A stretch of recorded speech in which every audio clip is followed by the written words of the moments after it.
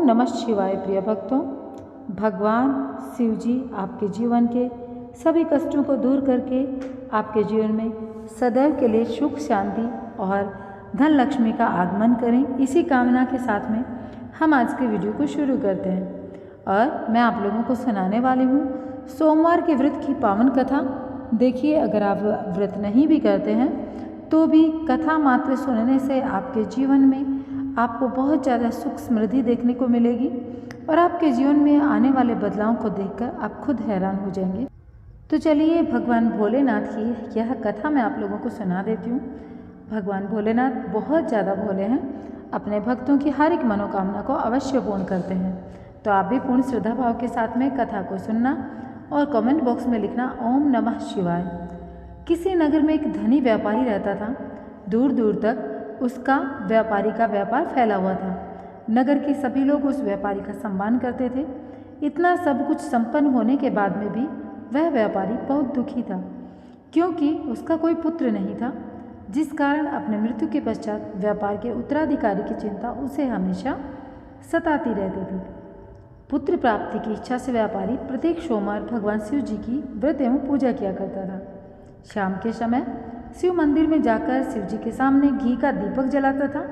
उसकी भक्ति देखकर माँ पार्वती प्रसन्न हो गई। भगवान शिव ने उस व्यापारी की मनोकामना पूर्ण करने का निवेदन करने लगी।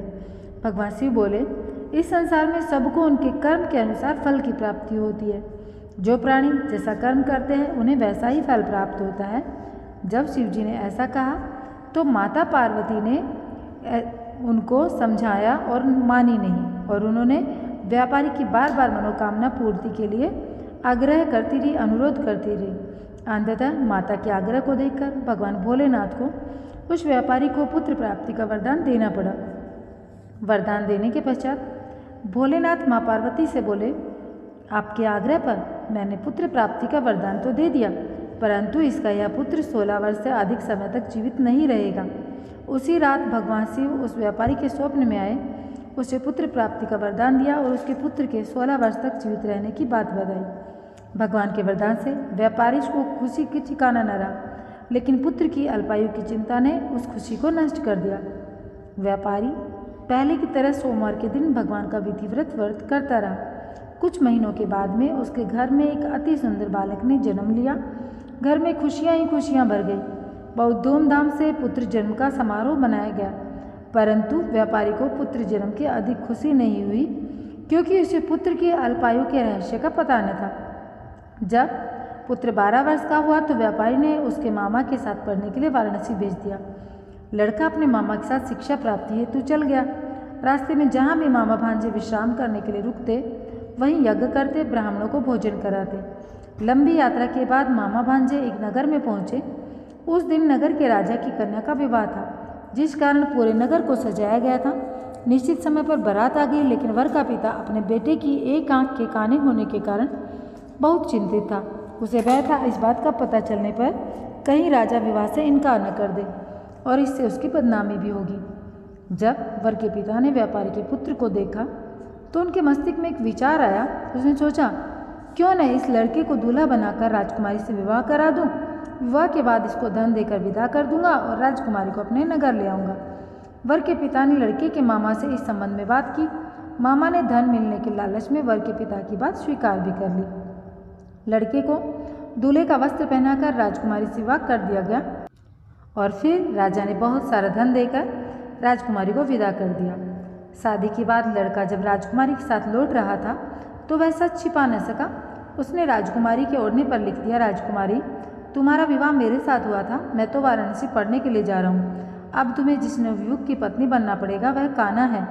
जब राजकुमारी ने अपने ओढ़ने पर लिखा हुआ पढ़ा तो उसने कान्हे लड़के के साथ जाने से इनकार कर दिया। राजा को जब यह सब बातें पता चली तो उसने राजकुमारी को अपने महल में ही रख लिया। उधर लड़का अपने मामा के साथ वाराणसी पहुँच गया और गुरुकुल में पढ़ना शुरू कर दिया। जब उसकी 16 वर्ष की आयु हुई तो उसने यज्ञ किया। यज्ञ के समाप्ति पर ब्राह्मणों को भोजन कराया, खूब अन्न वस्त्र दान किए। रात को वह अपने शयन कक्ष में सो गया। शिव जी के वरदान के अनुसार शयन अवस्था में ही उसके प्राण पखेरु उड़ गए। सूर्योदय पर मामा मृत भांजे को देखकर रोने पीटने लगा। आसपास के लोग भी एकत्रित होकर दुख प्रकट करने लगे। लड़के के मामा के रोने विलाप करने के स्वर समीप से गुजरते हुए भगवान शिवजी और माता पार्वती ने भी सुने। माता पार्वती ने भगवान से कहा, प्राणनाथ, मुझे इसके रोने के स्वर सहन नहीं होते, आप इस व्यक्ति की कष्ट दूर करो। भगवान शिव ने माता पार्वती के साथ अदृश्य रूप में समीप जाकर देखा तो भोलेनाथ माता पार्वती से बोले, यह तो उसी व्यापारी का पुत्र है जिसे मैंने 16 वर्ष की आयु का वरदान दिया था। इसकी आयु पूर्ण हो गई। माँ पार्वती ने फिर भगवान शिव से निवेदन किया कि उस बालक को जीवन देने का आग्रह करने लगी।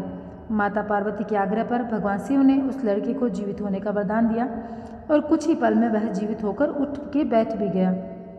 शिक्षा समाप्त करके लड़का मामा के साथ अपने नगर की ओर चला गया। दोनों चलते हुए उसी नगर में पहुँचे जहाँ उसका विवाह हुआ था। उस नगर में भी यज्ञ का आयोजन किया गया। समीप से गुजरते हुए नगर के राजा ने यज्ञ का आयोजन देखा तो उसने तुरंत ही लड़के और उसके मामा को पहचान लिया। यज्ञ के समाप्त होने पर राजा और मामा लड़के को महल में ले गया और कुछ दिन उन्हें महल में रखकर बहुत सा धन और वस्त्र देकर राजकुमारी के साथ विदा कर दिया। इधर भूखे प्यासे रहकर व्यापारी और उसकी पत्नी बेटे की प्रतीक्षा कर रहे थे। उन्होंने प्रतिज्ञा कर रखी थी, यदि उन्हें अपने बेटे की मृत्यु का समाचार मिला तो दोनों अपने प्राण त्याग देंगे।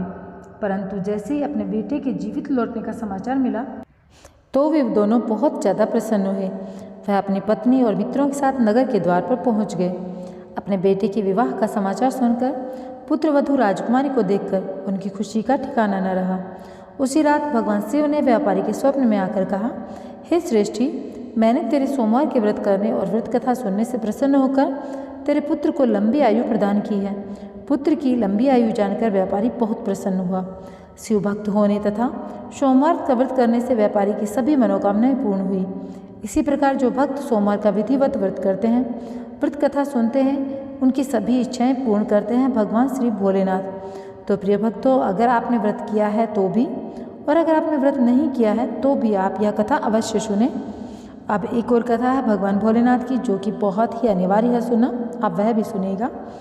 एक समय श्री महादेव जी पार्वती जी के साथ भ्रमण करते हुए मृत्युलोक में अमरावती नगरी में गए। वहाँ के राजा ने शिव मंदिर बनवाया था, जो कि अत्यंत भव्य एवं रमणीक तथा मन को शांति पहुँचाने वाला था। भ्रमण करते समय शिव पार्वती भी वहाँ ठहर गए। पार्वती जी ने कहा, हे नाथ, आओ आज इसी स्थान पर चौसर पास से खेलेंगे। खेल प्रारंभ हुआ। शिव जी कहने लगा, मैं जीतूंगा। इस प्रकार उनकी वार्तालाप में होने लगी। उस समय पुजारी जी पूजा करने आए। पार्वती जी ने पूछा, पुजारी जी बताइए, जीत किसकी होगी? पुजारी बोला, इस खेल में महादेव जी के समान कोई दूसरा पारंगत नहीं हो सकता, इसलिए महादेव जी यह बाजी जीतेंगे। परंतु उल्टा हुआ, पार्वती माता जीत गई। अतः पार्वती जी ने पुजारी को कोढ़ी होने का श्राप दे दिया कि तूने मिथ्या ही भाषण किया। अब पुजारी कोढ़ी हो गया। शिव पार्वती दोनों वापस चले गए। कुछ समय पश्चात अप्सराएं पूजा करने आई। अप्सराओं ने पुजारी के उसके कोढ़ी होने का कारण पूछा। पुजारी ने सब बातें बताई। अप्सराएं कहने लगी, पुजारी जी, आप 16 सोमवार का व्रत करें, शिवजी प्रसन्न होकर आपका कष्ट दूर करेंगे। पुजारी जी ने अप्सराओं से व्रत की विधि पूछी। अप्सराओं ने व्रत करने और व्रत के उद्यापन करने की संपूर्ण विधि बता दी। पुजारी ने विधि पूर्वक श्रद्धा भाव से व्रत आरंभ किया। अंत में व्रत का उद्यापन भी किया। व्रत के प्रभाव से पुजारी जी रोग मुक्त हो गए। कुछ दिनों बाद शंकर पार्वती जी पुनः मंदिर में आए। पुजारी जी को रोग मुक्त देखकर पार्वती जी ने पूछा, मेरे दिए हुए श्राप से मुक्ति पाने का तुमने कौन सा उपाय किया? पुजारी ने कहा, हे माता, अप्सराओं द्वारा बताए गए 16 सोमवार के व्रत करने से मेरा कष्ट दूर हुआ। फिर पार्वती जी ने भी 16 सोमवार का व्रत किया, जिससे उनके रूठे हुए कार्तिकेय जी अपनी माता से प्रसन्न होकर आज्ञाकारी हुए। कार्तिकेय जी ने पूछा, हे माता, क्या कारण है कि मेरा मन सदा आपके चरणों में लगा रहता है? पार्वती जी ने कार्तिकेय को 16 सोमवार के व्रत का महात्म्य विधि बताई। तब कार्तिकेय जी ने भी इस व्रत को किया। उनका बिछड़ा हुआ मित्र मिल गया। अब मित्र ने भी इस व्रत को अपने विवाह होने की इच्छा से किया। फलतः वह विदेश गया। वहाँ के राजा की कन्या का स्वयंवर था। राजा ने प्रण किया था, हथिनी जिस व्यक्ति के गले में वरमाला डालेगी उसी के साथ मैं राजकुमारी का विवाह करूँगा। यह ब्राह्मण मित्र भी स्वयंवर देखने की इच्छा से वहाँ और गया। हथिनी ने इस ब्राह्मण मित्र को ही माला पहना दी। राजा ने बड़ी धूमधाम से अपनी राजकुमारी का विवाह इस ब्राह्मण मित्र के साथ में कर दिया। तत्पश्चात दोनों सुखपूर्वक रहने लगे। एक दिन राजकन्या ने पूछा, हे नाथ, आपने कौन सा पुण्य किया जिससे कि हथिनी ने आपके गले में वरमाला पहनाई? ब्राह्मण पति ने कहा, मैंने कार्तिकेय जी द्वारा बताए गए 16 सोमवार का व्रत पूर्ण विधि विधान सहित श्रद्धा भक्ति से किया, जिसके कारण मुझे तुम्हारे जैसी सौभाग्यशाली पत्नी मिली। अब तो राजकन्या ने भी सत्य पुत्र प्राप्ति के लिए व्रत किया, सर्वगुण संपन्न पुत्र प्राप्त किया और बड़े होकर पुत्र ने भी राज्य प्राप्ति की कामना से 16 सोमवार का व्रत किया। राजा के देवलोक होने पर इसी ब्राह्मण कुमार को राजगद्दी मिली। फिर भी वह इस व्रत को करता रहा। एक दिन उसने अपनी पत्नी से पूजा सामग्री शिवालय ले चलने के लिए कहा, परंतु उसने पूजा सामग्री अपनी दासियों द्वारा भिजवा दी।